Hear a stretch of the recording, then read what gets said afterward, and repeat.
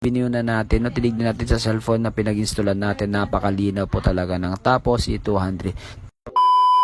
Yan mga ka-DIY, no, mag-install pala tayo ng dalawang Tapos E200C na CCTV mga ka-DIY. Pala ang mga ganitong CCTV mga ka-DIY, easy lang po install sa ating mga bahay. Ang ginawa dyan mga ka-DIY, nilagyan ko ng junction box ang ating saksakan ng CCTV. Sa case of emergency, meron pong pumasok na alam may CCTV, hindi po nila alam kung nasaan yung outlet po or ang adapter ng CCTV. Ang ginawa ko dyan, kasi nga DIY tayo, kaya ginawa natin dyan, nilagyan natin ng junction box mga ka-DIY. So yan, natapos na pa natin install yan mga ka-DIY, ang dalawang Tapos E200C. Wala natin yung isang CCTV sa outdoor nila, sa malapit sa gate, and then yung isang CCTV dito naman sa kanyang tindahan para ma-monitor na po yung pagbabarya or ano pong ginagawa nung nagbabantay mga ka-DIY. Sa inyo mga ka-DIY, binyo na natin, no, tinignan natin sa cellphone na pinag-installan natin, napakalinaw po talaga ng Tapos E200. Legit na legit talaga mga ka-DIY pag ganitong mga tapo ang gagamitin mo.